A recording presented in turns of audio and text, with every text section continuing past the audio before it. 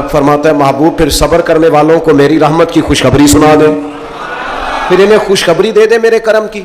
मेरे अजीज, जिंदगी में आजमाया जाएगा। नबी अकरम नूर मुजस्सम शफी मुअज्जम सल्लल्लाहु अलैहि वसल्लम की बारगाह में हजरत खुबाब बिन अर्त रदी अल्लाह ताला अन्हु हाजिर हुए।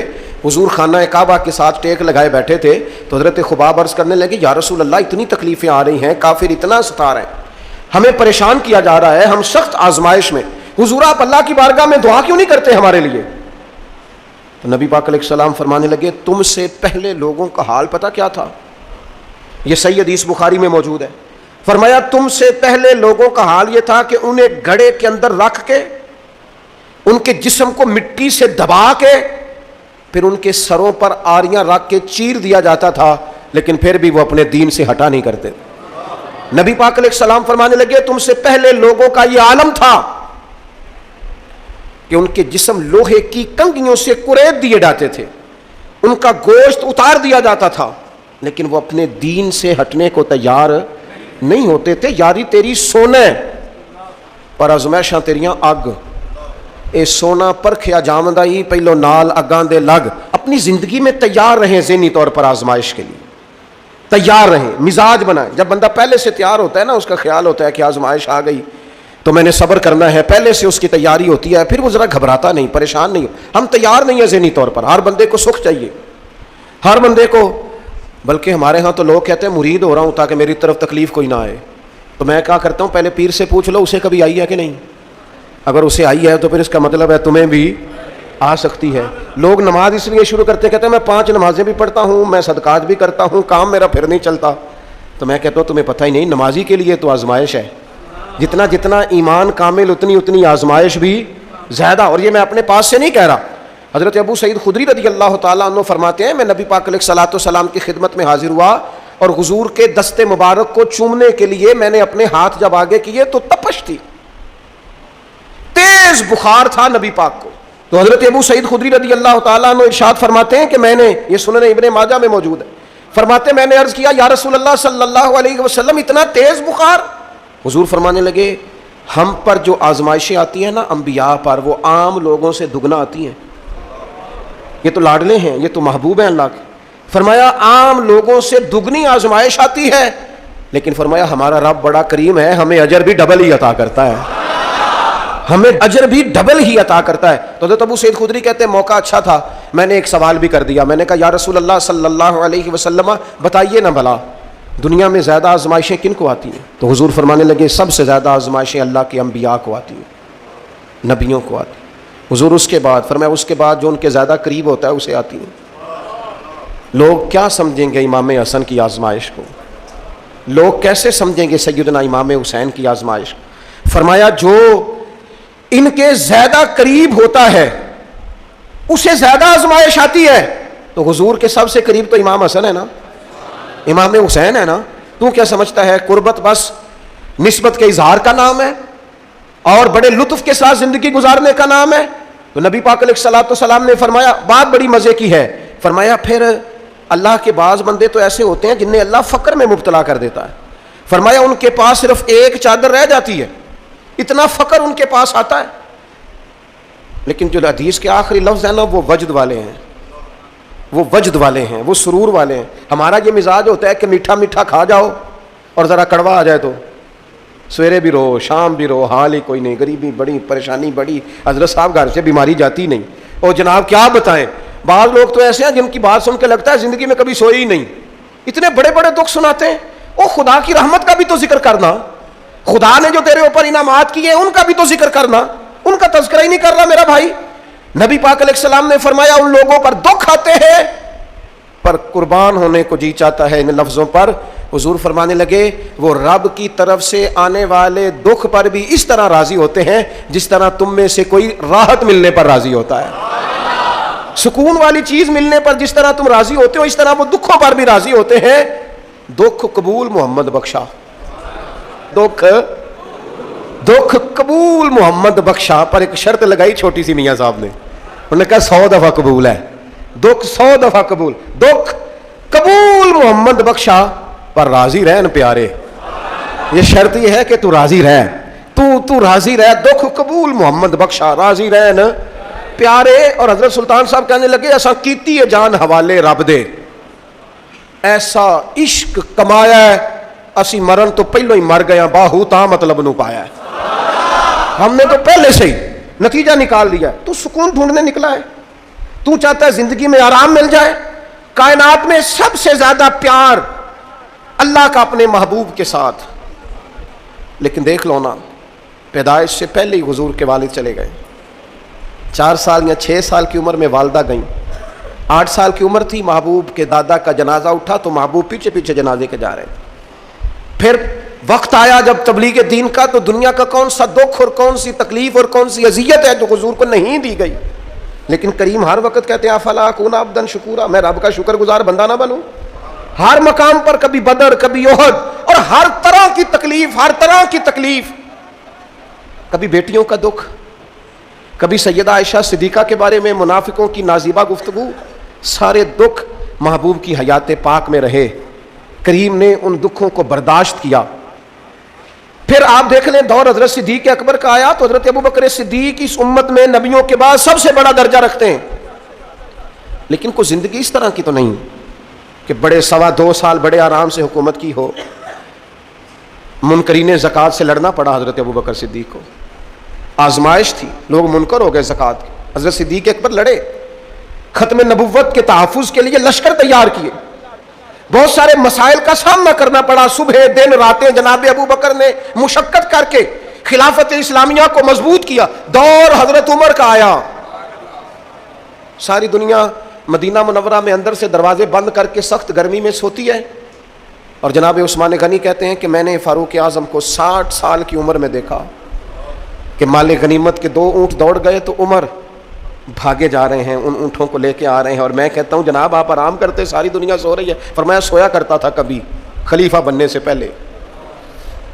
عمر کسی غلام کو کہہ دیتے، تو چونکہ پیار تھا نا، یارانہ تھا نا، حضرت عثمان بڑی محبت سے کہتے ہیں امیر المومنین کسی غلام سے کہتے اگر مال غنیمت کے اونٹ چلے گئے تھے تو لے آتا، تو حضرت عثمان کے کندھے پہ ہاتھ رکھ کے جناب عمر رو پڑے، کہنے لگے یار یہ حضور کے دین کی امانت بڑی ذمہ داری ہے،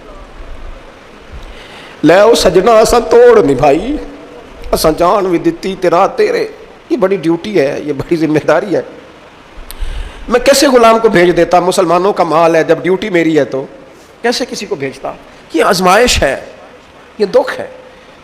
22-24 لاکھ مربع میل کے حکمران حضرت عثمان غنی، ان کا دور آ گیا، یعنی وہ شخص جس نے چڑھتی جوانی میں بھی نظریں جھکا کے رکھی، اور جس شخص نے اپنا سارا مال دین پر قربان کر دیا، اس کے گھر کا گھیرا تنگ کر لیا گیا، بہت بڑی ذمہ داری حضرت عثمان پر آئی، بڑی۔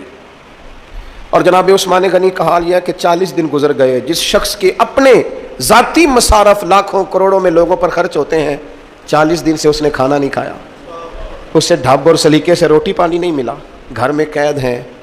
لوگوں نے کہا عثمان ہمیں اجازت دے دیں ہم لڑیں، کہنے لگے کیسے دے دوں، حضور کا مدینہ اور میری وجہ سے خون بہہ جائے، بس میرے اوپر آئی ہے تو میں نبھاؤں گا، یہ ذمہ داری ہے۔ کہا پھر عثمان خلافت، فرمایا یار یہ بھی میری مجبوری ہے، میرے نبی پاک نے فرمایا تھا عثمان اللہ تمہیں قمیض پہنائے گا، لوگ اتارنا چاہیں گے، دیکھنا اتارنا نہ، وہ قمیض نہ اتارنا کیسے چھوڑ دوں۔ حضرت عثمان بھی شہید ہو گئے، جناب عمر بھی شہید ہو گئے، حضرت علی المرتضیٰ شیر خدا وہ کیا 9-10 سال کی عمر سے حضور کے ساتھ چلے، ہر غزوے میں، ہر میدان میں، ہر جہاد میں، ہر جگہ آگے آگے۔ ان لوگوں نے دین سے نفع نہیں لیے۔ حضرت علی المرتضیٰ شیر خدا تو کوفے کی جامع مسجد کے پاس کھڑے ہو کے کہتے تھے میری کوئی بندہ زیرہ خرید لے، امیر المومنین کہہ رہے ہیں میری طامت زیادہ پھٹ گئی ہے، اب تو پیوند لگنے کی جگہ بھی کوئی نہیں بچی، یہ زیادہ پھٹ گئی ہے، اگر مزید پیوند لگ سکتے ہوتے تو میں زیرہ نہ بیچتا، یہ میری زیرہ کوئی خرید لے، کوئی خرید لے زیرہ۔ حضرت مولا علی شیر خدا 63 سال کی عمر مبارک، اور جب کوفے میں آپ کو خنجر لگا، زخم لگا، تو لوگ بیٹے کو بلاتے ہیں، آواز دیتے ہیں، لیکن جناب شیر خدا مولا علی مرتضیٰ مشکل کشا حل عطا حضرت علی المرتضیٰ شیر خدا زیر لب ہلکا سا مسکرائے، ادھر دیکھیے گا، اور مسکرا کے پتہ کیا فرمانے لگے، کہنے لگے فزت برب الکعبہ، لو بھائی کعبے کے رب کی قسم علی کامیاب ہو گیا ہے، کامیابی مل گئی۔ آج بات امام حسن کی آئی، امام حسن کو زہر دیا گیا، انتڑیاں نہ کٹ کٹ کے باہر گر رہی، اس شہزادے کی جس نے حضور کی گود میں عمر گزاری، محبوب کے کندھوں پہ رہنے والے حسن ابن علی، جناب امام حسین حاضر بارگاہ ہوئے تو ہاتھ پکڑ کے بھائی کا چوم کے رو پڑے. بھائی پیارے بھی تو بڑے ہوتے ہیں نا، بڑے پیارے ہوتے ہیں، اور ان لوگوں کا منصب بڑا انوکھا ہے، شدید تکلیف ہے. تو امام حسین کہتے ہیں میرے بھائی حسن بتائیے آپ کو زہر کس نے دیا؟ رو کے پوچھتے ہیں. بھائی کا ماتھا چوم کے امام حسن رو پڑے، کہنے لگے حسین میری مجبوری ہے، میں تمہیں نہیں بتاؤں گا. کہا کیوں؟ فرمانے لگے اس لیے کہ اگر وہ نہیں جس پر مجھے شک ہے تو پھر کسی بے گناہ کا نام کیسے لے دوں، اور اگر وہی ہے نا جس پر مجھے شک ہے تو پھر میں تمہیں نہیں بتاؤں گا. میرا رب بڑا بہتر انتقام لینے والا ہے، پھر بھی نہیں بتاؤں گا. کیا کروں، کیسے بتا دوں؟ مصطفیٰ کا نواسا ہوں میں، پڑھتے ڈالنے والی ماں کا بیٹا، میں شیر سے زیادہ جگر رکھنے والے علی کا پتر، میں کیسے بات کر دوں؟ بس زخم پہ زخم کھا کے جی، خونے جگر کے گھونٹ پی، اور سجنا آہ نہ کر لبوں کو سی. یہ عشق ہے کوئی دل لگی نہیں. میرے نبی پاک صلی اللہ تعالیٰ علیہ وآلہ وسلم نے ارشاد فرمایا اللہ تعالیٰ دین میں جو لوگ سخت ہوتے ہیں نا ان پر مشکلیں بھی سخت ڈالتا ہے. یہ حدیث پاک آپ کو مسند امام احمد بن حنبل میں ملے گی، ابن ماجہ ترمذی میں ملے گی. فرمایا جتنا کوئی دین میں سخت ہوتا ہے اتنی اس کی مشکلات بھی سخت ہوتی ہیں، اور جتنا کوئی نرم ہوتا ہے اتنی اس کی مشکل بھی تھوڑی ہوتی ہے. حسین ابن علی بڑے سخت تھے نا دین میں، جاندار تھے نا دین کے معاملے میں، اللہ نے مشکل ڈالی.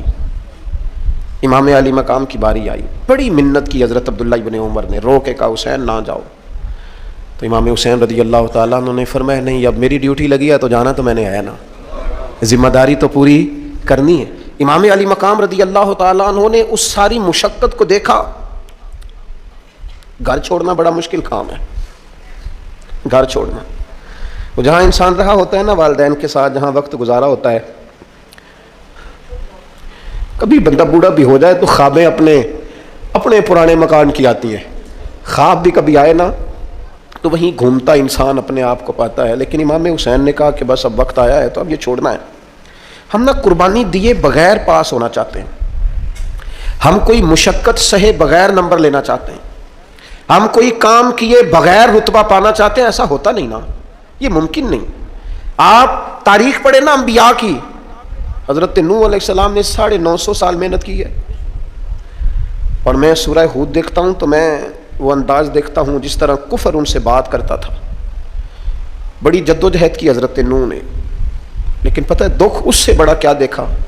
اپنا بیٹا ہی کافر ہو گیا. مالک امتحان ڈالتا ہے تو بڑے بڑے، اور حضرت نوح نے اپنے بیٹے کو ڈوبتے دیکھا، کہا مالک میرا بیٹا. فرمایا نہیں یہ تیرا ہے ہی نہیں، تیرے طریقے پر نہیں تو تیرا کیسے ہوگا؟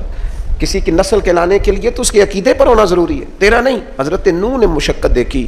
واتخذ اللہ ابراہیم خلیلا، ابراہیم اللہ کے پیارے ہیں نا، لیکن زندگی پوری پڑھ کے دیکھ لو، ساری کی ساری مشقت مصائب سے بھری ہوئی، آزمائشوں سے لدی ہوئی. کبھی انہیں قوم آگ میں ڈالتی ہے، اور کبھی 86 سال عمر ہو گئی تو اولاد کوئی نہیں، اور دعا مانگ کے رب بیٹا وہ دیتا ہے جس کی پیشانی میں نور محمدی چمکتا ہے. اچھا پہلے دیا نہیں، اب دیا. فلما بالغا ماہ سعیا، اور جب وہ ذرا ساتھ چلنے کے قابل ہو گیا، ہر بندہ کہتا نہیں منون خیر ہے میرا پتر جوان ہو گیا ہے. جب وہ بیٹا ساتھ چلنے کے قابل ہوا تو فرمایا ذبح کرو نا ذبح. تھوڑی دیر کے لیے دل پہ ہاتھ رکھ کے بتاؤ، اور بچے کو بخار چڑھ جائے تو نیند نہیں آتی، مائیں منتیں مانگتی پھرتی ہیں، روتے پھرتے ہیں باپ، بچے کی طبیعت ٹھیک نہیں، فقط بیمار ہے، اور جسے یہ کہا جائے ذبح کر. جناب ابراہیم تیار ہو گئے اور بیٹے کو ذبح کر دیا، چھری چلا دی. وہ تو مالک نے کہا کہ ابراہیم تم پر سلام ہو، تم نے اپنا خواب سچ کر دکھایا ہے. ساری زندگی دیکھیں نا آپ آزمائشوں سے بھری. ادھر آ جائیں نا، جناب ایوب ہیں، کتنے بیمار ہو گئے، کتنے بیمار ہو گئے. 12 سال گزر گئے طبیعت خراب کو، 8 دن کے بخار میں لوگوں کے شکوے، 12 سال بیت گئے. قبول محمد بخشا، بس عرض اتنی ہے کہ راضی رہن پیارے. آپ دیکھیں نا جناب یعقوب پیارے ہیں نا اللہ کے، لیکن آدھی زندگی روتے گزر گئی بیٹے کی یاد. جناب یوسف پیارے ہیں نا، سونا بنا کے نا، اور باپ کا لاڈلا بنا کے نا، محبت پوری کرا کے، پیار پورا. یا بنی لا تقصص رؤیاک علی اخوتک فیکیدوا لک کیدا ان الشیطان للانسان عدو مبین. او میرے بیٹے بھائیوں سے بات نہ کرنا ورنہ وہ کچھ چال چلیں گے، شیطان آدمی کا کھلا دشمن ہے. اتنا دنیا میں پیارا بچہ اور اس وقت کوئی نہیں تھا جتنے جناب یوسف ہیں. پر یوسف کبھی بھائیوں کی مار کھائیں، کبھی کنویں میں جائیں. کریم کا کرم ہے نا، کنویں میں پھینکے تو بچا لیں، لیکن وہاں سے نکلے تو پھر وہ بکیں، پھر کبھی یہاں بکیں، کبھی مصر کے بازار میں بکیں. او یار تو غور تو کر، وہی جناب یوسف اللہ کے پیغمبر پھر جیل جائے، ساری تکلیفیں سہ کے فرمایا لو یوسف اب میں تمہیں مصر کا بادشاہ بناتا ہوں. آپ جس کی بھی تاریخ ٹٹول کے لائیں گے نا وہ آزمائشوں والی والا نہ بولو ونکم بشیء من الخوف، ہم ضرور تمہیں آزمائیں گے. امام حسین کی باری آئی، وطن چھوڑنا ہے حسین کو. امام علی مقام نے کہا کہ ہجرت کی تھی نا، حضور نے بھی وطن چھوڑا تھا. دور کھڑے ہیں، نانا تیرے کرم کے خزینے کی خیر ہو، میں جا رہا ہوں تیرے مدینے کی خیر ہو.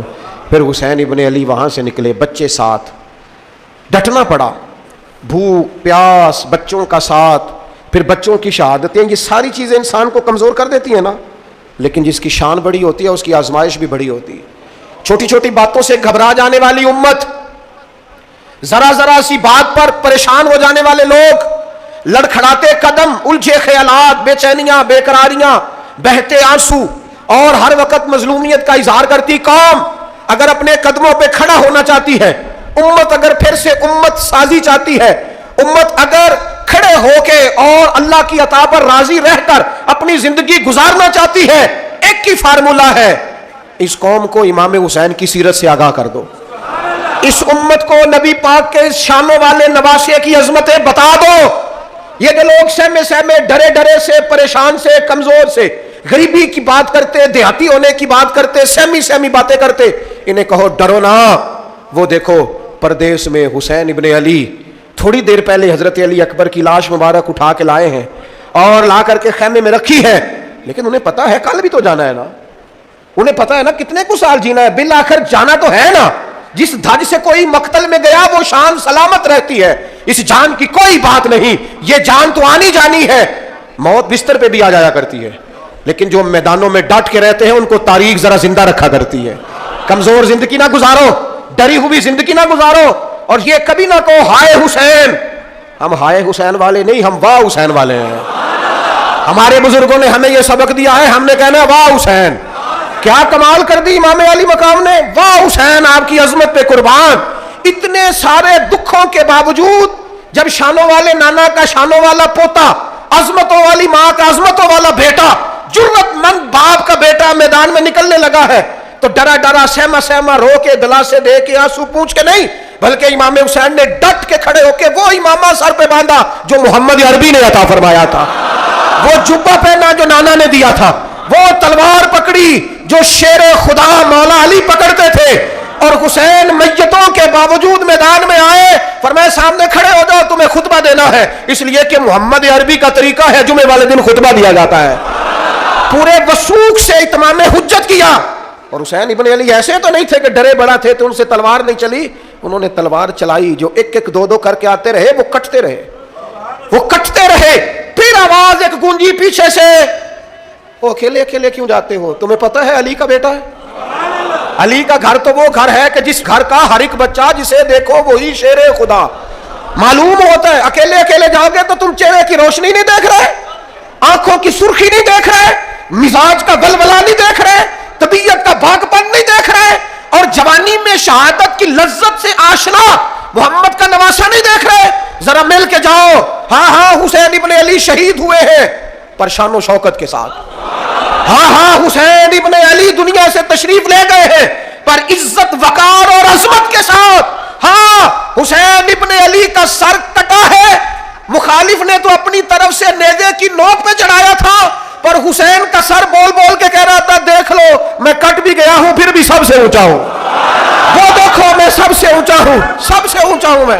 اے حسین ابن علی، نازش آل نبی تم پر سلام، اے حسین ابن علی تم پر سلام، نازش آل نبی تم پر سلام۔ کسی نے ایک بات کی تھی، اس نے حد کر دی، اس نے کہا مورخ تو کتنا کو لکھے گا، خطیب تو کتنا کو واز کرے گا، اور مصنف تو حسین ابن علی کی شان میں کہاں تک بات کرے گا؟